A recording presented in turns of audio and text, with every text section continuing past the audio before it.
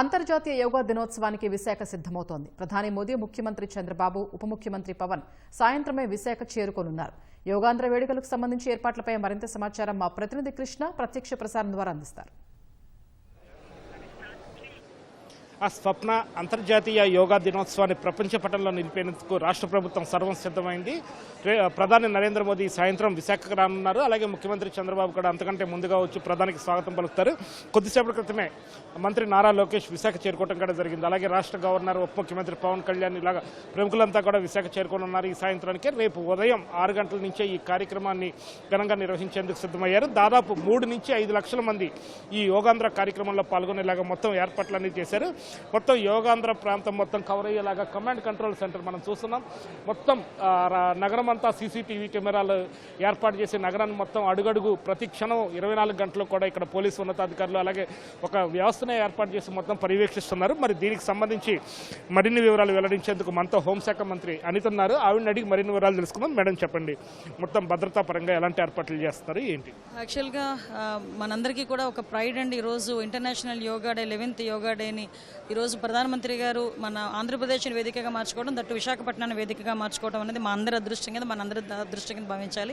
దీనిలో ఎటువంటి ఇబ్బందులు కలగకుండా, వచ్చిన వీవీఐపీస్కి ఎటువంటి అసౌకర్యాలు కలగకుండా భద్రత విషయంలోనే కానీ ఏ విషయాల్లోనే కానీ, అదేవిధంగా సామాన్యమైన ప్రజలు ఎవరైతే వచ్చి యోగా చేయడానికి సన్నద్ధమై వచ్చి రిజిస్ట్రేషన్ చేయించుకుని వస్తున్నారో వాళ్ళందరికీ కూడా ఎటువంటి ఇబ్బంది కలగకుండా కమాండ్ కంట్రోల్ రూమ్ ఏర్పాటు చేయడమే కాకుండా ఇక్కడ ఇంచుమించుగా ఒక ఐపీఎస్ ఆఫీసర్స్, అదేవిధంగా సీనియర్ ఆఫీసర్స్, టెక్నికల్ టచ్ ఉన్న వాళ్ళు వీళ్ళందరూ కూడా కమాండ్ కంట్రోల్ రూమ్లో కూర్చొని 24/7 గత 3 రోజుల నుంచి వాళ్ళు పర్యవేక్షిస్తున్నారు. At the same time coming 24 hours కూడా 24/7 పనిచేసే కమాండ్ కంట్రోల్ రూమ్ ఇది.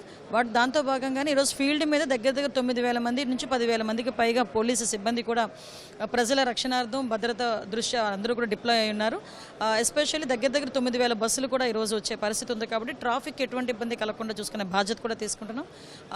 ఈ లాస్ట్ 2 days కూడా ఎక్కడెక్కడైతే డైవర్ట్ చేస్తున్నామో అవన్నీ కూడా ముందుగానే పోలీస్ డిపార్ట్మెంట్ వాళ్ళు ప్రజలు కూడా చెప్పడం జరిగింది. సో ఎక్కడ కూడా ఇబ్బందులు లేకుండా మనం ముందుకెళ్ళాం. వీటితో పాటు ఈ స్నేక్స్ సంబంధించి అంటే ఒక పక్క ఒక పక్క మనకి ఫారెస్ట్ ఏరియా కూడా ఉంటుంది. ఈ 26 కిలోమీటర్స్ స్ట్రెచ్, అదేవిధంగా 326 కంపార్ట్మెంట్స్లో కూడా సీసీ కెమెరా దగ్గర 1200 సీసీ కెమెరాస్ ఏర్పాటు చేసాం. 1200 సీసీ కెమెరాలతో పాటు డ్రోన్స్ ఏర్పాటు చేసుకున్నాం. వీటితో పాటు కంప్లీట్గా మానిటర్ చేసుకుంటున్నాం, ఫిజికల్ మానిటరింగ్ చేసుకుంటున్నాం. వాళ్ళకి ఎటువంటి స్నేక్స్ దగ్గర నుంచి కూడా చిన్న విషపు పురుగుల దగ్గర నుంచి కూడా ఎటువంటి ఇబ్బంది రాకూడదని 3 times స్ప్రే కూడా చేసుకున్నాం. ఈవెన్ ప్రతి 5 kilometers ఒక దగ్గర ఒక మెడికల్ పాయింట్ని కూడా పెట్టుకున్నాం. అంబులెన్స్లతో పాటు ఫైర్ ఇంజన్స్తో పాటు మెడికల్ స్టాఫ్ని కూడా రెడీగా పెట్టుకున్నాం. వాళ్ళ దగ్గర ఈవెన్ ఈ స్నేక్ బైట్కి సంబంధించిన ఇంజెక్షన్స్ని కూడా వాళ్ళ దగ్గర అవైలబిలిటీలో పెట్టుకున్నాం. సో ఎక్కడ కూడా ఇటువైపు సీ కోస్ట్ వైపు ఎవరైనా అటువైపు వెళ్ళినా ఇబ్బంది పడతారని మొత్తం స్విమ్మర్స్ని, కోస్టల్ గార్డ్ అందరినీ కూడా రెడీ పెట్టుకున్నాం. సో ఎక్కడ ఎటువంటి ఇబ్బందులు లేవు. యోగా డేకి అన్నీ కూడా సన్నద్ధమై ఉన్నాయి. ఒకవైపు అటు పోలీస్ డిపార్ట్మెంట్తో పాటు మీ పరిధిలో ఇంకా డిజాస్టర్ రెస్పాన్స్, అలాగే విపత్తు నిర్వహణ, అలాగే సెంట్రల్ ప్రధాని మోదీ పర్యటన కాకుండా కేంద్ర బలగాలతో కూడా సమన్వయం చేసుకోవాలి. దీనికి సంబంధించి ఎట్లా ఏర్పాట్లు అంటే ఒకవేళ వాతావరణం అనుకూలించకపోయినా ఎట్లాంటి ప్రత్యామ్నాయ ఏర్పాట్లు అవి చేస్తారు? వాతావరణం అనుకూలించకపోతే ఇక్కడ మనకి ఏయూ దగ్గర 30,000 మెంబర్స్ పెట్టేటట్టుగా ఆల్రెడీ అక్కడ అన్ని కూడా ఆల్టర్నేట్ అరేంజ్మెంట్స్ కూడా చేయడం జరిగింది. అక్కడ కూడా కొంతమంది పోలీసుని కూడా డిప్లాయ్ చేయడం జరిగింది. యాజ్ ఆఫ్ నో ఆ భగవంతుని దయ మా గవర్నమెంట్ మీద ఉంది కాబట్టి ఎటువంటి ఇబ్బందులు కలవగానే మేము అనుకుంటున్నాం. ఇన్ కేస్ కలిగినా కూడా ఆల్టర్నేట్ అరేంజ్మెంట్స్ కూడా చేసాం. అక్కడ కూడా ఎటువంటి ఇబ్బంది లేదు. సో యాజ్ ఆఫ్ నో స్మూత్గా వెళ్తుంది. చుట్టుపక్కల జిల్లాలకు సంబంధించి మొత్తం ఎంతమంది పోలీసులను పర్యవేక్షించారు? అటు సరిహద్దు ప్రాంతాల్లో ట్రాఫిక్ అది ఆకుండా హైవేల మీద కానీ రహదారుల మీద ఫస్ట్ డే ఎక్కడో చిన్న మిస్కమ్యూనికేషన్ అయింది. అందువల్ల ఒక 1 hour కొంచెం వైజాగ్ ప్రజలు ఇబ్బంది పడిన మాట వాస్తవమే. కానీ 1 hour తర్వాత ఇమీడియట్గా పోలీస్ డిపార్ట్మెంట్ వాళ్ళు, రెవెన్యూ డిపార్ట్మెంట్ వాళ్ళు అలర్ట్ అయ్యి మ్యాక్సిమం అంతా కూడా క్లియర్ చేశారు. ఈరోజు చూసుకుంటే మనకి కొంతమంది ఏంటంటే అత్యుత్సాహంగా ఏం జరుగుతుందో చూడటానికి కొంతమంది వస్తుంటారు. వాళ్ళకి కూడా ఒక విన్నపం ఏంటంటే వైజాగ్ ప్రజలకి వచ్చిన అరుదైన అవకాశం కింద మనం భావించాలి. ఈరోజు Guinness book of world record మనం తీసుకోబోతున్నాం అనుకునేటప్పుడు మనం కూడా కొంత పార్టిసిపేషన్ ఉండాలి. దానిలో చిన్న ఇబ్బందులు ఉన్నా కూడా దయచేసి క్షమించి మాకు సహకరించాల్సిందిగా కోరుకుంటున్నా. కానీ ఎక్కడ కూడా ఎటువంటి ఇబ్బంది కలగకుండానే మేము చూసుకుంటాం. ఇంకా 24 hours ఉందండి. 24 hours కమాండ్ కంట్రోల్ రూమ్, మా పోలీస్ అందరూ కూడా ఈరోజు 24/7 వర్క్ చేస్తున్నారు. కాబట్టి ప్రజలు కూడా సహకరిస్తారు. వైజాగ్ ప్రజలు చాలా మంచి వాళ్ళు. అది విషయం.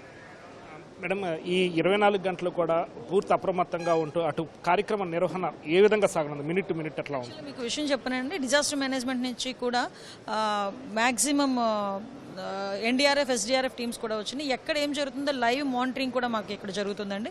కాబట్టి ఎవరికి కూడా ఎటువంటి ఇబ్బంది లేకుండా చూసుకునే బాధ్యత తీసుకుంటాం. కంటిన్యూ 24/7 ఇక్కడే మాకు లైవ్ మానిటరింగ్ జరుగుతుంది. ఏ కంపార్ట్మెంట్లో ఎంతమంది ఉన్నారు, ఎంతమంది వెళ్తున్నారో, ట్రాఫిక్ ఎంతవరకు, ఎక్కడెక్కడ ట్రాఫిక్ ప్రాబ్లమ్స్ ఉన్నాయి అంటే ఓవరాల్గా సిటీ మొత్తం మీద 2350 కెమెరాస్ ప్లస్ 1200 కెమెరాస్ ఇవన్నీ కూడా అనుసంధానం చేసుకుని కమాండ్ కంట్రోల్ రూమ్ పెట్టుకున్నాం.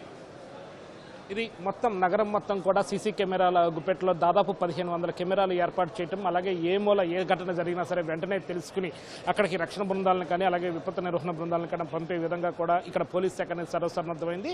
మొత్తంగా మరి కాసేపట్లోనే ముఖ్యమంత్రి చంద్రబాబు కూడా ఉండవల్లిలో ఆయన నివాసం నుంచి బయలుదేరనున్నారు. ఆయన 4 గంటలకల్లా బయలుదేరి ఇక్కడ సాయంత్రానికల్లా చేరుకుంటారు. ముఖ్యమంత్రి కోసం కూడా అటు విశాఖ కలెక్టరేట్లో ప్రత్యేక ఏర్పాట్లు చేశారు. ఈ రాత్రికి ఆయన బస్సులోనే కూడా ముఖ్యమంత్రి ఉండన్నారు. వచ్చి రాగానే ఉన్నతాధికారులు అలాగే మంత్రులతో కూడా సమీక్ష నిర్వహించి మొత్తం నిర్వహణ పట్ల ఆయన మొత్తం సర్వసన్నద్ధం కానున్నారు. అలాగే ప్రధాని మోదీ వచ్చే ముందుగానే ముఖ్యమంత్రి చంద్రబాబు నగరానికి చేరుకొని ఉన్నారు. మోదీ వచ్చే సమయానికి ఆయన వెళ్ళి ప్రధానమంత్రిని రిసీవ్ చేసుకోవటం, అలాగే గవర్నర్తో పాటు ముఖ్యమంత్రి ఉప ముఖ్యమంత్రి మంత్రి నారా లోకేష్ అలా వీఐపీలు కూడా ఆయన స్వాగతం పలకడం వంటి కార్యక్రమాలు జరగనున్నాయి. ఆ తర్వాత మొత్తం ఉదయం 6 గంటలకల్లా కూడా మొత్తం అంతా యోగాంధ్ర నిర్వహించే కార్యక్రమం వేదిక వద్దకు చేరుకుని అక్కడ మొత్తం కార్యక్రమం విజయవంతం చేసేలాగా పూర్తిస్థాయి ఏర్పాట్లను రాష్ట్ర ప్రభుత్వం చేసింది. ఇది ఇక్కడ తాజా పరిస్థితి.